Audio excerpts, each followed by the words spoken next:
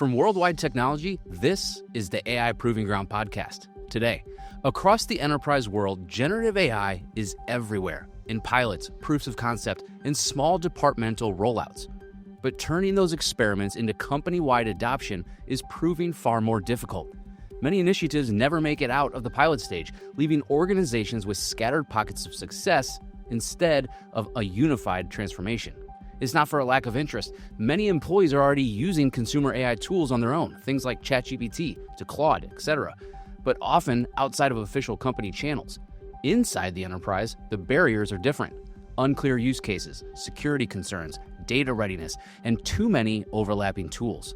In this episode, we're talking with two workforce AI experts, Joe Berger and Kait Miller. Joe and Kait will dive into the rapidly expanding landscape of copilots, coding assistants, enterprise search platforms, and other tools designed to transform everyday work. They'll look at why scaling them is so hard and the practical steps leaders can take to move from isolated success to enterprise-wide impact. Over the course of this episode, you'll hear how leading organizations are cutting through that noise, prioritizing the right AI use cases, and building the governance and skills to turn promising pilots into enterprise-wide results. So let's get to it.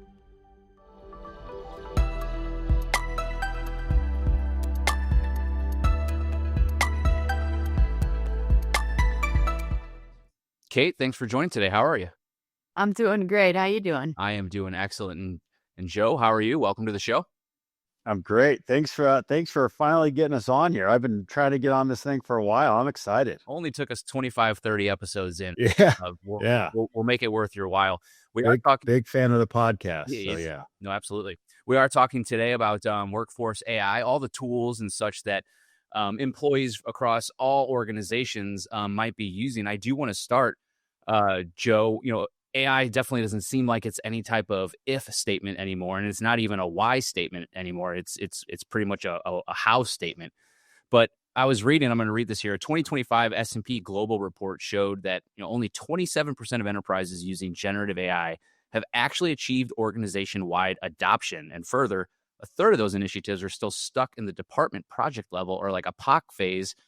Joe, I'm wondering, why is it proving so hard to move from these pockets of success to enterprise-wide adoption?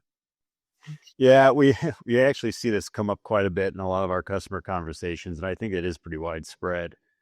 I think everyone thought, hey, and this is a traditional problem I think every technology faces, whether it was internet, mobile, cloud, you name it over the years. It's this new thing comes out and we're like, oh, there's all these great use cases for it. Everyone's going to go run to it and adopt it.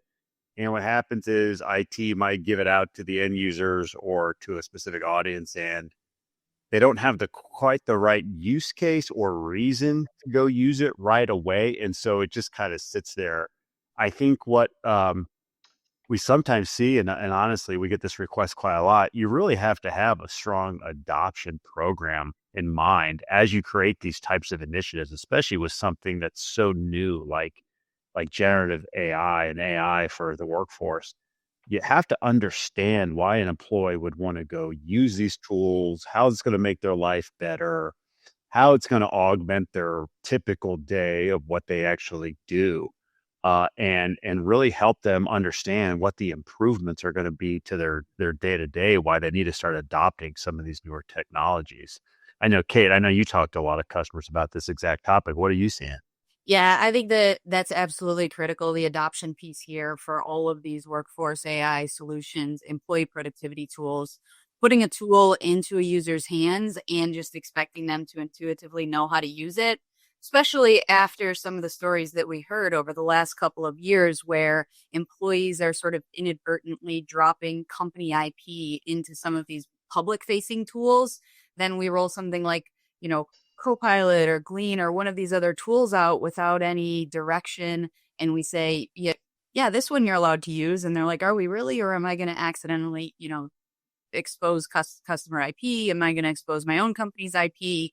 Anything along those lines. So adoption, not only to kind of show them how to use it, but to give them the confidence that they can use it and it is a secured platform for them to go ahead and engage in with every aspect of their business. I think the other piece that's really important is having those use cases solidified and really not just understanding that upfront use case, but understanding like if you automate that use case, how much time are you truly going to save?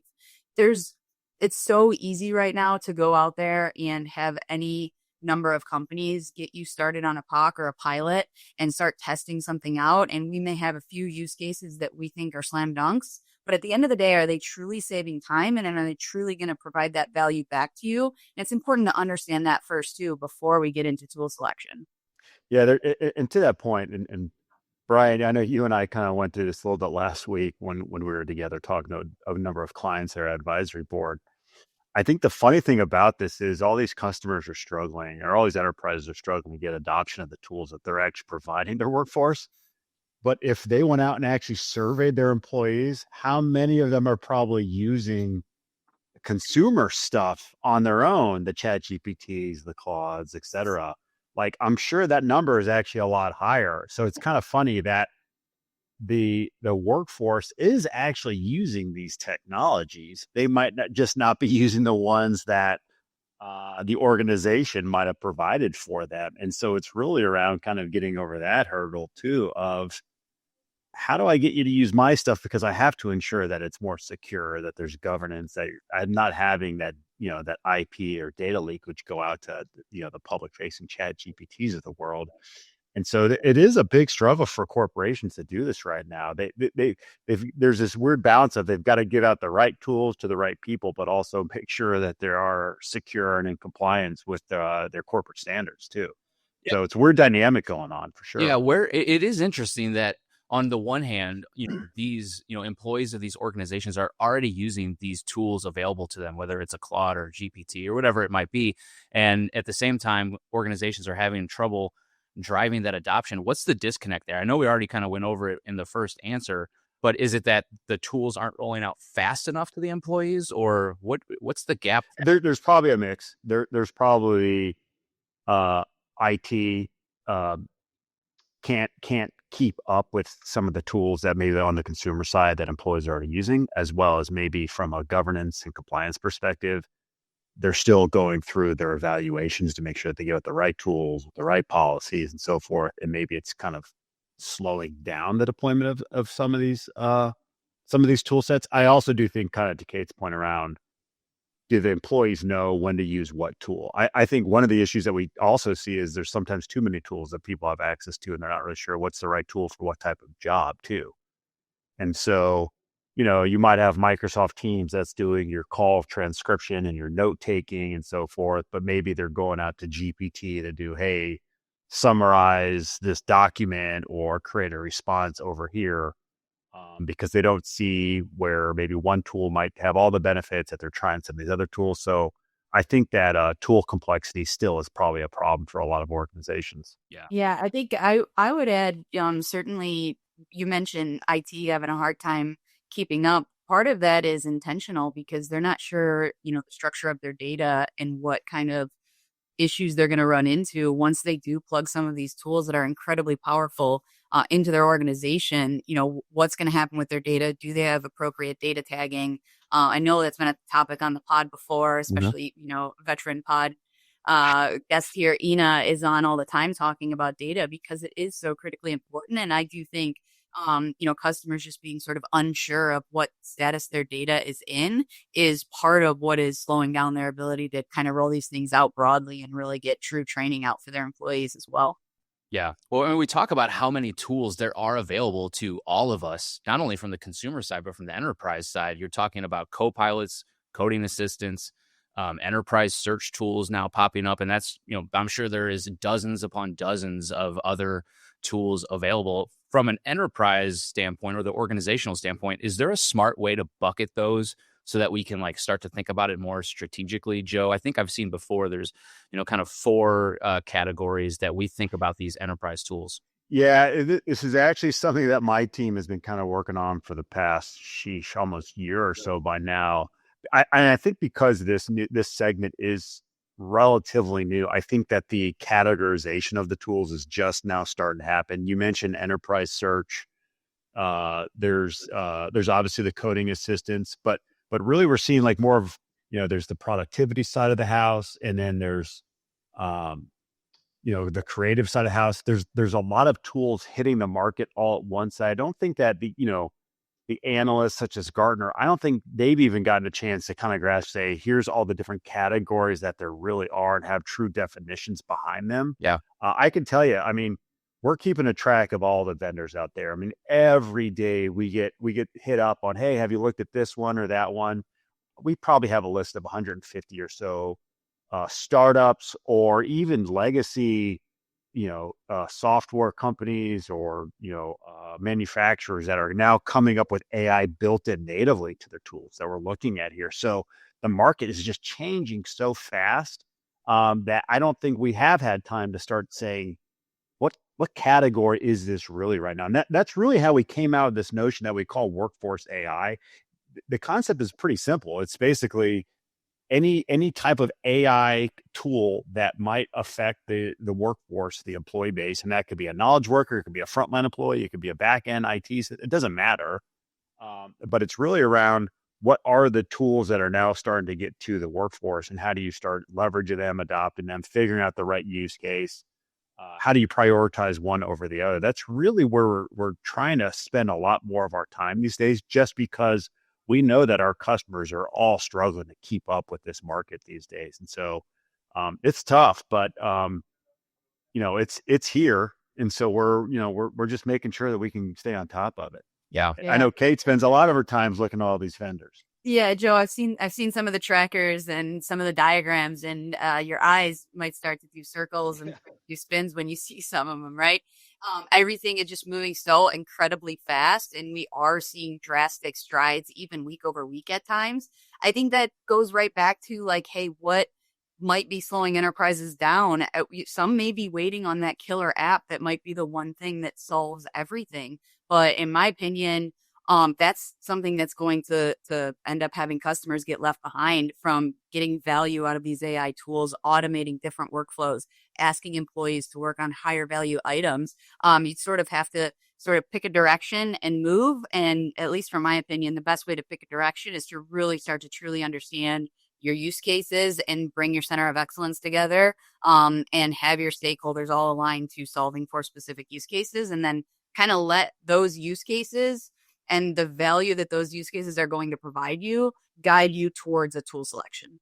Yeah. So Brian, let me kind of talk about an internal use case that we've done around worldwide. So we've and I'm sure you've talked about this on the podcast before, but we've been going down the AI journey for a number of years. Our CEO Jim Kavanaugh has been a very big component of AI is going to affect everyone.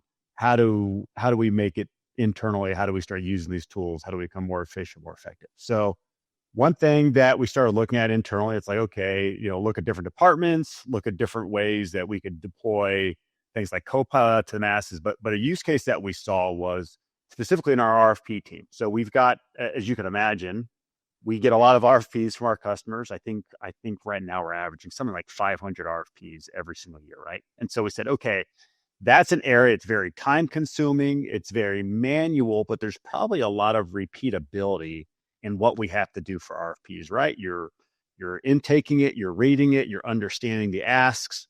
There's probably some commonality in terms of how do you respond to some of these repeatable questions. Who are your company? What do you guys do? Something like that. So we said, okay, let's look at that as a use case. And we build what we now call RFP Assistant, where we can ingest an RFP. We can basically answer something like 80% of the basic questions in a relatively short amount of time. Something that might have taken us maybe 8 to 10 days in years past, we're now doing in, as long as 24 hours, if not hours. So I bring that up because as we talk about ways that you start building out use cases for the workers, like it's understanding what their workflow is. And that's how you can apply sort of an AI use case back to it now. And that's kind of our philosophy as we start looking at some of these things. It's you almost have to go by the departments and say, let's look at a workflow that you are involved in and how can AI maybe enhance it or augment it without it completely disrupting it. And so the feedback from that team that's been using this tool now for, I don't know, 6 or 8 months now is to the point like they almost can't live without it as well. It's now saying, hey, wait a minute, we don't need to go, maybe we had 3 people budgeted to go higher into that team now. We don't need them anymore in that type of group because we've become more efficient in it. We can now measure the actual results out of it. Now we can go invest in other parts of the business that are maybe under supported, or maybe we're seeing like, hey, our content repository and that strategy needs to have a couple more resources. Let's go invest somewhere else in the business now. So that's how we're kind of evaluating workflows, as well as taking that ROI and maybe reapplying it elsewhere. I think the other thing to note there too, that's a great example of ROI. It's not, I think we talk about AI so much these days around like things like a chat bot or a digital assistant. Really what that is, it's a workflow automation tool. It's leveraging AI in the background to do it, but it's really just an improvement upon the workflow. And I think that's a really important step that people have to think about it. We get so hung up on these ideas and chat GPTs and chatbots, but AI can also be part of a workflow, not just how do I interact with a chatbot. Yeah, I'd pile onto that, Joe, and just say how I'm using AI in some of my workflows. I mean, case studies are, part of the business that we do, and in partnership with marketing. And you spend a lot of time interviewing sales teams, going back through notes and transcripts, remembering back to the start of a deal, what the challenges were that were outlined and how a solution is overcoming some of those challenges. And now instead of, having to spend several hours scheduling time to meet with folks, rescheduling those meetings because of people's calendars, doing interviews, maybe forgetting a key component that really was sort of a big deal for the customer, but we were focused on a different driver of that opportunity. Having AI perform those tasks for us where it's connected into all of that data, it already has access to the transcripts that were saved from the meetings throughout the opportunity, reviewing all of those things to identify the challenges and the outcomes of the solution and things of that nature, has saved just an absolute incredible amount of time. I would put it at potentially days of time savings within there, definitely hours, but I would say probably days of time savings within there, just working that into the workflow. So, and then that's, there's also time savings from the sales team side, because they don't have to go revisit a conversation about a deal that's already closed necessarily. You want them to review it for sure after the fact, but they don't have to kind of go repeat the entire scenario and review all of those things with you and whatnot. So huge time savings there, and just bringing these things right into your workflow it's been a job changer for me, that's for sure.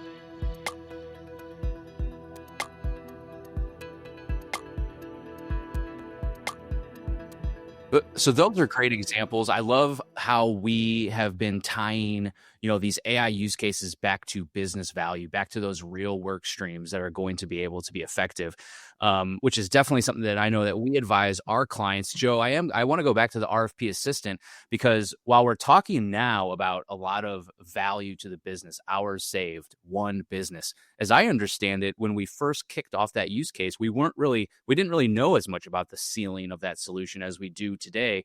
So I'm wondering if you could, articulate, how did we express ROI related to RFP assistant back to our executives so that we kept investing in it, knowing that that's a real conversation that a lot of our clients or organizations have to do out there as well?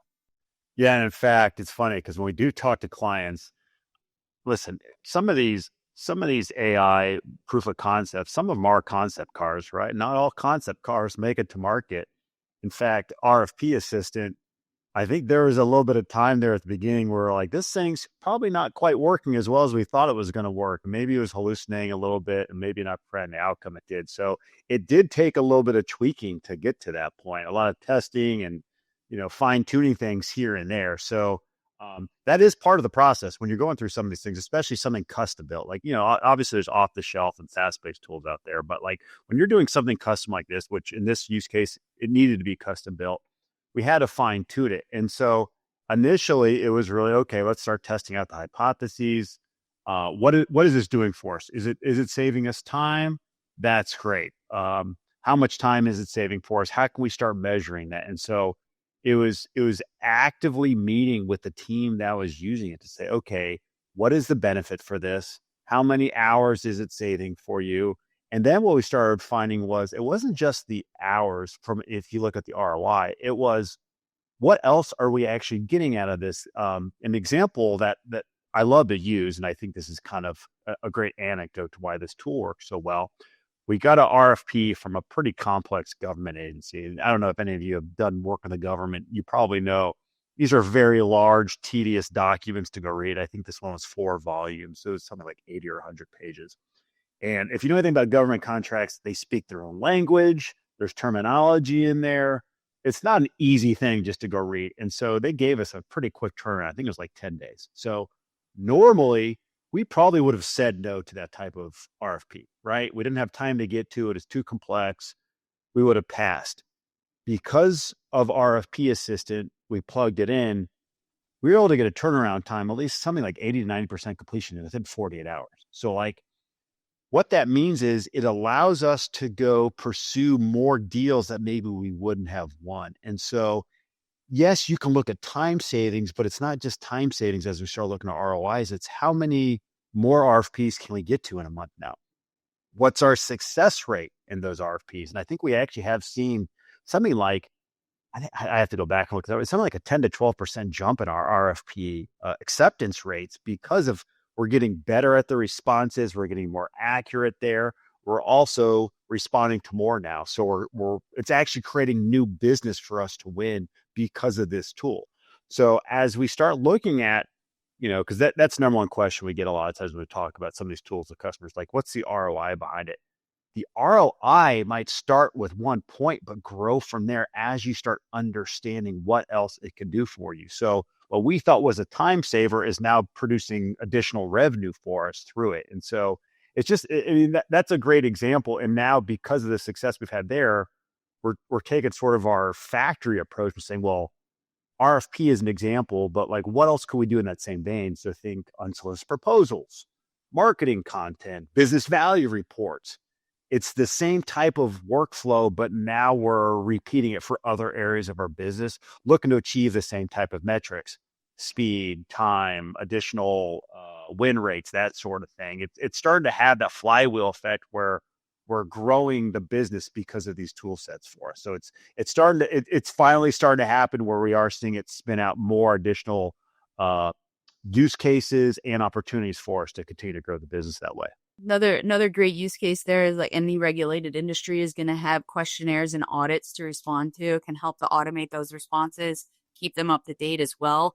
And then as Joe said, we are responding to more RFPs, but we're also responding to more relevant RFPs because early on in that scenario, we're uploading that RFP document and checking what's our past success in RFPs that have this request in them and understanding, okay, these are the ones that we should be focusing our efforts on. And these are the ones that maybe haven't been as suited to us in the past, and knowing where to focus those energies. So not only doing more, but doing more relevant and specific ones that we're responding to as well. So that tool has absolutely been a huge business driver for us. That is a great example. I mean, think about that. If you've ever read an RFP, I mean, if you're reading 80 pages of content, that's going to take you some time. And last thing you want to do is take a day or two to read an RFP and then go, I don't think this is for us. Like you just waste a day to do that. This tool can quickly figure out, hey, is this in our wheelhouse? Is this kind of the business we should pursue? So it's just a huge opportunity for us to use these tools because it just makes it so much more efficient. It's not wasting cycles and time and resources. Just hugely impactful to our business to work this way now. So yeah, it's been great for us. Yeah, I mean, it's such a phenomenal instance of how we have built an AI-powered tool here within WWT, but it has all of the key lessons learned, right? Tie it to business value, start small and iterate. Understand what those ROI metrics are and see if you can expand them from there. And then, obviously not least of which, we are winning new business, which is adding to that top and bottom line. And, if anybody is looking for more information on RFP Assistant, you can head out to WWT.com. Tons of great content. We'll also make sure to put some in the show notes here. Kait, I am curious. Joe mentioned that we built that on our own RFP Assistant. And I'm thinking that's probably because at the time when we started building it, which was a while back, there wasn't as many, there maybe not have been any tools available for us. But these days, there's a tool for everything. Walk us through the concept of, or walk us through the phase of buying versus building. When are we ready to buy off the shelf? When do we need to go and build something like RFP Assistant?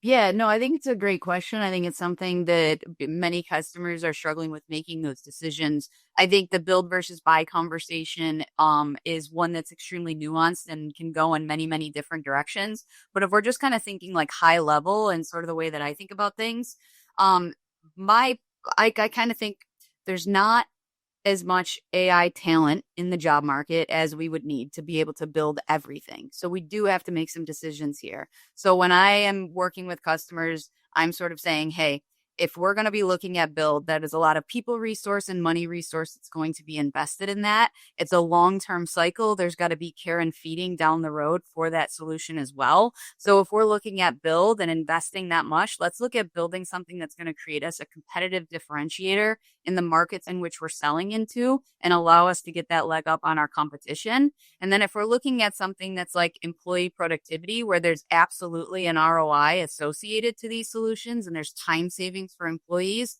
there's productivity gains to focus on higher value items, but that's a great opportunity to look at off the shelf tools like Glean, tools like Copilot, tools like Windsurf, where we can go ahead and get moving much more quickly at a lower cost and get up and running.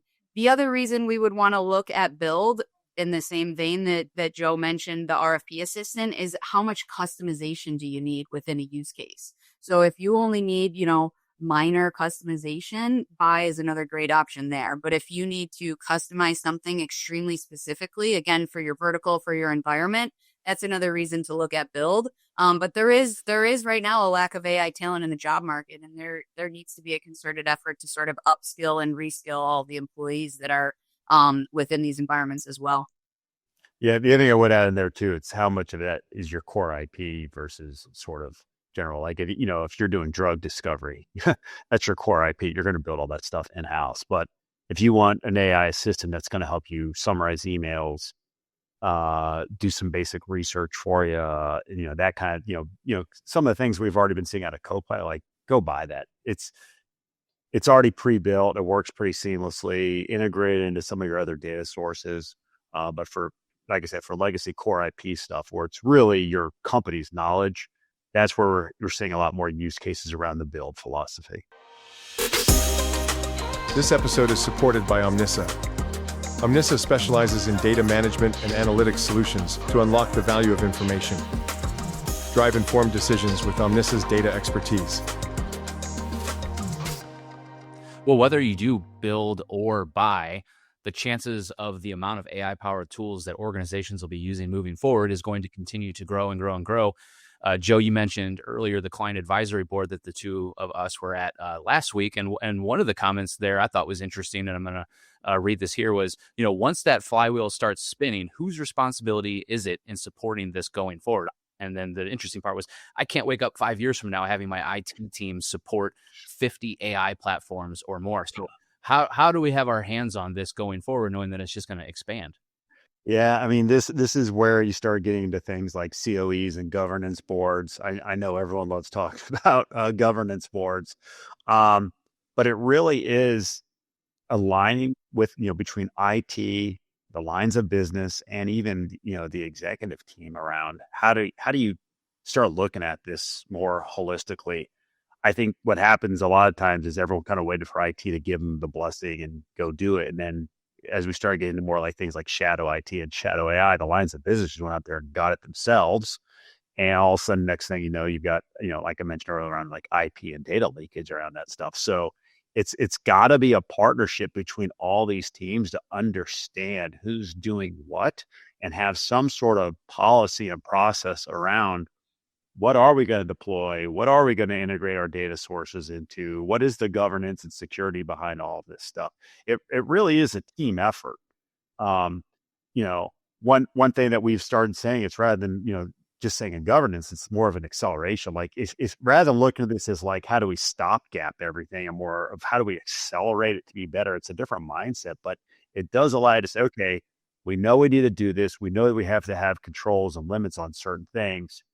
How do we collectively look at this as a company with the right stakeholders and the right people responsible to say, okay, here's how we're going to do it. Here's our policy for doing it. And having that review board to say, hey, you can't just keep buying stuff off the shelf every week just because it's a hot new thing. There's got to be some level of inspection on how you're going to roll these things out to your, because I agree. And let's be honest, in 5 years, probably every software tool that we have access to will have a level of AI built in. Yeah. It's just the nature of where the market's going. And so it's understanding that and just having some rules around what you deploy and what you don't.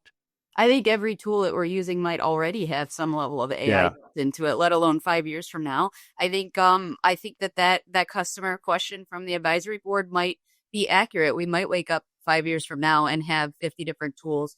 Again, it goes back to, we're not necessarily waiting for that killer app. One of the things that I like to do is think of AI that, more as like an employee. When you're hiring an employee, that employee has roles and responsibilities and tasks that it's expected to accomplish and achieve. You understand the KPIs you're going to measure success based on for that employee, and you understand the data that employee is going to have access to. I think that's a really strong way to start looking at some of these AI tools as well. You may have 50 AI tools that you've quote unquote hired, but each of them has roles and responsibilities and things that they're responsible for accomplishing within, your environment. And as we keep going towards agents and workflows becoming agentic, you may have a subset of IT that's a team of folks who are managing all of those different agents. And there may be more than 50 at that point. I think that, that might seem more reasonable once we really start to break it down and understand what we're asking each of those tools and types of tools to do and perform. And then where you see overlap, certainly there's tool consolidation. But I think if you really understand what you're asking the AI tool to do, it's less about having too many tools to manage and more about just really understanding what you want it to accomplish for you. So Kait went there. I'm glad she did, because one thing that we always used to start our presentations off with was AI is not going to take your job, but somebody using AI will, which I think is accurate today. We are now starting to get to that theoretical question, will AI replace my job? And we are starting to see, it's very slow right now, that in some instances, AI is starting to replace jobs. As I mentioned earlier, we're not, with that RFP assist one. Well, we didn't use AI to replace a job, but we also didn't hire additional resources because AI required us not to have to hire additional resources. I think Kait is going in a direction, which is something that we've kind of been saying around here. And here's my personal opinion on this. I do think IT, and even, it's funny, I even think recruiting at some point will have a bag of AI agents in their tool bag.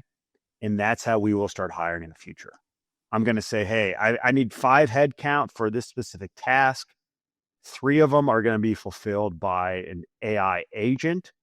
What's the right agent for this job now?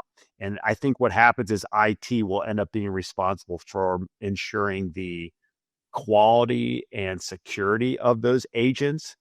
But it's the line of business going to say, here's the job that I need, here's the request I need for. What do you recommend I go use to fulfill that need? And I think that's where we're going. It's almost, I kind of started making this notion of like, you're going to have a recruiter of AI tools at some point. That's how you're going to fulfill jobs. You're going to have someone fulfilling the human requirement. Yeah, I need a physical person to sit here and do this task. But this, at the other side, it's like, hey, I need something in HR that does this repeatable task for me. I need an agent for 6 months to go do this for me. And I think that's where we're going to get to. Whether that's in 6 months or 5 years, I don't know if the market quite understands that yet, but I think that's where we're headed. Kait, you agree? I agree that is most likely where we are headed. I also have been accused of being overly optimistic, but every time we see these technology advances in the past, we do actually see the job markets expand, and they're fulfilled by folks who are trained on how to use those tools. So at risk of bringing this full circle back to adoption services, which came up early on, it is critically important that organizations are upskilling and reskilling their employees, because some of those jobs will be automated. But what company is out there saying, like, I just wish I could do every single thing I'm doing today and automate all of it, and I never want to do anything more? There's always going to be more to work on. There's always going to be a way to grow and higher value tasks for people to work on. But we really have to be bringing our employee base along with us on that journey. And that's where adoption. Again, I don't know how else to say it. It's critically important for these solutions. Yeah, so it's kind of funny. So we just our summer's winding down. Our intern just left. So one of the tasks we gave her this summer was tell us how a college kid uses AI these days at school, right? Like, are they really cheating on tests and doing their paper with AI? And so she gave us a pretty good rundown of how she's using it to prep uh, for tests and maybe do some research on her own and, summarize meeting notes and so forth. But the point being is you've got a generation who's been using this stuff for the past 2 to 3 years in their 20s at school. Now they're entering your workforce. So they are going to be a bit more enabled to use these tasks. I think the challenge is it's probably not so much that generation that we're nervous about. It's the aging population that maybe doesn't want to go get upskilled to use these tools, that I think is probably of concern for a lot of organizations. Like, how do I get my mid-level, my senior level employees to start understanding how to use this stuff to be more efficient? Kait mentioned the upskilling piece. Like, that's a big concern for a lot of clients right now. Yeah. Have either of you heard the term FOBO? This was something that I just uncovered while I was looking over some notes here before this episode. FOBO, FOBO, just like FOMO, but it's fear of becoming obsolete. And I think that's what a lot of people are dealing with right now is, it's just change that's happening. People are resistant to change, and it is a fear of your job being obsolete. But are we seeing anybody, either within internally here at WWT or organizations that we interact with where they may recognize that FOBO and turn it into FOMO of fear of missing out, which is driving people then to adopt AI? I would say that I think that might be the journey that we've seen over the last couple of years. I think when a lot of these tools initially dropped, consumer adoption was just so easy. ChatGPT is one of the easiest tools out there for a consumer to just download an app and start using, like they're playing a game on their phone almost. And past technology hasn't necessarily been like that. So when consumers were seeing that rapid adoption of those tools, I think there was that FOBO, a great term, didn't know it, and starting to worry. And I think that slowly over a couple of months, that started to transition into, I need to learn these so that doesn't happen to me and turn into that FOMO. And so again, Joe, you mentioned, we're not necessarily worried about college kids entering the job force because they're already a little bit enabled, but that comes with an expectation of having tools available for them to use. And again, enterprises, 27% are getting value here. When they enter the job market, they are going to expect that onboarding is going to be easy, access to information within the organization to learn about the organization and what they're supposed to be doing and who their peers are is going to be available to them. And I think that's coming true for some of the aging population as well, where they're now gone from FOBO to FOMO, and they're looking to get enabled and they're looking to understand how they can get better at these tools so that they don't become obsolete. And it comes right back to organizations need to have a secure way for them to do that with company tools and a plan and training in place for them to learn how to do that as well. Yeah, that's the one thing that we keep finding over and over again. And I know we're kind of talking about adoption and kind of all that comes. It's training. Whether that's internal training from your internal comms teams, whether that's going out there and taking master classes in this stuff. I know my Instagram feed's littered with people saying, "Oh, you go spend 15 minutes a day on these microsites to go learn AI," but like, it really is taking the time and prioritizing this to upskill your employee base so that they know how to use these tools and the benefits to them. Something else I want to throw out there, Brian, you and I had this conversation in the car last week is, even in your role, creative services and content writing, like that's obviously a skill that AI is starting to kind of get really good at. And you say, well, am I going to be obsolete in a couple months or whatever? And you called out something really important, as we talked about the role of like prompt engineering. Prompt engineering is being inquisitive and asking the right questions. I mean, I think it's sort of taking a skill set and applying it in a different manner. To your point, being a researcher or writing articles by nature is being inquisitive and curious. I think that carries over in this new world around prompt engineering and prompt writing, right? But it's starting to understand what are those skills that need to transfer in this new world that just probably make you a lot faster and more efficient. That's the kind of mindset I think people have to start having here. It's what does that transfer over into this new world, and how does it make me more valuable versus, oh shoot, I'm at risk now. And I think that kind of mindset is where people need to be probably trained a little bit as well. Maybe it's the softer side of those skills, but that transfer into this new way of working that I think people have to think through. It's not just how do I write a prompt, but it's teaching people the new way there. And I think that's what a lot of organizations are still kind of going through. Joe, as you're talking through that, I'm thinking futuristically too, like what does that do to change communication as well? And does it improve communication? How does it change the way we interact, IRL, if you will, right? Outside of the prompt engineering, as we're changing the way that we're communicating and prompting for information, minor tweaks can make big impacts to the results you're being given. And does that start to impact the way we communicate live as well? It's interesting to think about.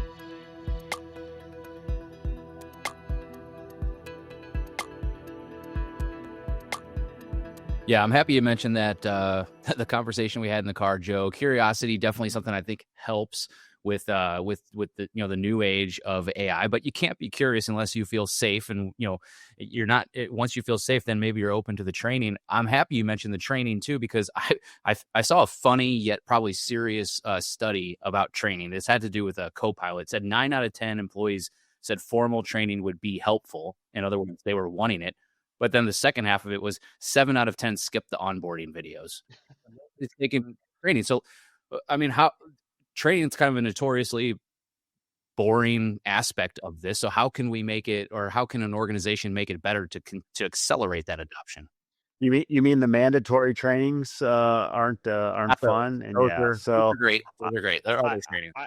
I agree, and I know there is a science behind training and educational classes in that degree. We kind of have different philosophies on this, whether that's in-person training, webinar training, short form video training. I know even internally, we do a lot of internal emails around, hey, try this prompt, try this trick, go watch this video. You can push so far. Sometimes it does take the employee to understand it. I have seen success where it's sort of that don't be left behind kind of mentality of, I see my peers doing something really well and they have adopted it. Maybe they're the influencers of it. Find those people and help it grow organically that way, right? It's still going to provide all these levels of training, but once you see success, promote success. This group did it this way. Get everyone on board to do it that way, or understand how they use it and kind of copy them. I think people when they see what good looks like from maybe high performers or early adopters of something, and this is true for any kind of technology, but promote those early adopters in the organization and really highlight them to show, hey, this is what success can look like, and copy that, like learn from them. I think there's a missing question in that survey, Brian. I think out of those 9 out of 10 who said training would be helpful, I'd like to know how many of them knew the tool existed. I like to tell a story. I've got a friend who works at a small law firm, just happened to know they're a Microsoft shop from questions I've been asked in the past. So I was like, hey, are y'all taking care of or taking advantage of Copilot? And just, what the heck is Copilot? Was the response. And they have access to it. It's deployed. It's available right on their screen, right? And so training is critically important, but I mean, making sure employees are aware that these tools exist is also important. And then one thing that I always fall back on as well are having champions of those tools throughout different lines of business, because I know when I have a question, I'm probably not first going to a tool. I'm like pinging a friend. I'm like, hey, is Monday a holiday, or is that not one that we get, right? And now there's AI tools in place for us to go get that information. But pinging a friend is sort of the first step that an employee might take to ask a question. And if that person that they're pinging can say, go ask the AI tool this question, you're halfway there to making sure that there's more awareness that these tools exist and that employees are allowed to be using them in their job role, and then guiding them towards all the types of training that Joe mentioned as well can be the next step there too. Yeah, I think I have gotten much better at telling people, go ask. If I get a question like that, I just write back, go ask our internal tool, Adam, or go ask Copilot, or go ping, Glean for this. Like, that's how you have to. I feel like I talk to my wife about my kids this too. Like, if you keep doing something for them, they're never going to get better at it. I do the same thing with our employees. If you keep asking me and I answer, then I'm never going to train you on why to go use the tool. But if I start saying, no, here's a better way to do it, start learning that starts enforcing that behavior for sure. Yeah. I do want to recognize that we're coming short on time here, so we'll wrap up. But I do want to ask you both. We touched on a lot of stuff here today, understanding the landscape as it relates to what tools are out there, the buy versus build strategy, what to do to drive adoption, all of that kind of encompassed up into workforce AI. Joe, we'll start with you. Just last thoughts on what organizations should be doing right now to put themselves in position so that they're winning in the next 6-12 months as it relates to enabling their employees to utilize AI. I think if anything, it's prioritizing which use cases you want to attack.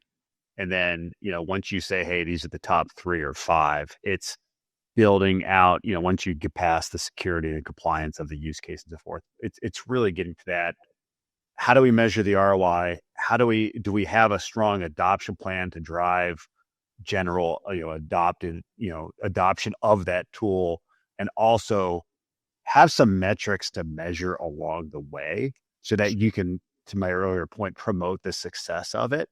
So like if we're trying to save time, reduce costs, whatever it is, make sure those are well known and you can measure them. And then that way it's easier to go from, okay, we've piloted it, it was successful, now let's get out of pilot phase and keep growing it and keep expanding the adoption of it. But that's how you're going to grow something like this that is pretty new to the workforce.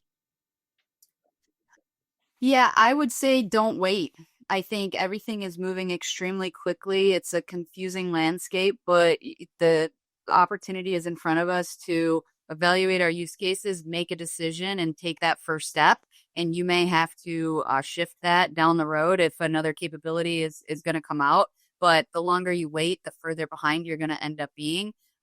We talked about, data governance and security being really, really important here. The longer you're waiting to identify a tool and a use case that you're going to attack, the longer you're waiting to look at your data and security. So you're going to be in the same position, 6 months from now, a year from now. Maybe there is some tool out there that, just ends all the others, but you're still further behind because you haven't done all of the other pieces there. So I think the number one advice that I would have is don't wait. And real quick on that too, and Brian, this kind of came up last week, like these don't have to be the grandest of ideas in implementing AI in your organization. Like you don't have to completely change your org. Like start with the boring stuff, right? Coding assistants, significant impact to your development community just by implementing a coding assistant. There's off-the-shelf tools like Windsurf or Coder and some of these other ones that are really good, easy to implement, that you can quickly produce an ROI.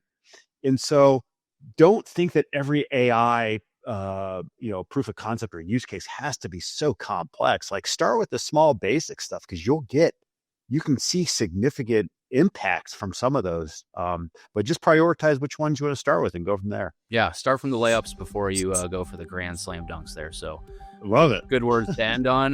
Kait, thank you so much for joining, and Joe, thank you too for joining. Yeah, Thanks for having us. It was a blast. I was excited to be here. Yeah, we'll see you next time. Okay, lots of great context from Joe and Kait. Thank you to them for joining. A few key lessons I'm taking away. First, adoption is not automatic. Rolling out AI tools without clear use cases, training, and trust leaves them unused, even as employees turn to consumer tools outside the company walls. Second, ROI grows with refinement. The most successful AI deployments start small, iterate, and then expand, often uncovering benefits far beyond the original goal, from time savings to new revenue streams. And third, strategy matters as much as the technology. Whether you buy or build, the key is aligning on priorities, ensuring governance, and investing in upskilling so every employee, from new hires to seasoned veterans, can thrive alongside AI. If you like this episode of the AI Proving Ground podcast, we would love it if you gave us a rating or a review. And if you're not already, don't forget to subscribe on your favorite podcast platform, where you can always catch additional episodes or related content to this episode on WWT.com. This episode was co-produced by Naz Baker, Kara Kuhn, Marissa Reed, and Ginny Van Berkham. Our audio and video engineer is John Knobloch. My name is Brian Felt, and we'll see you next time.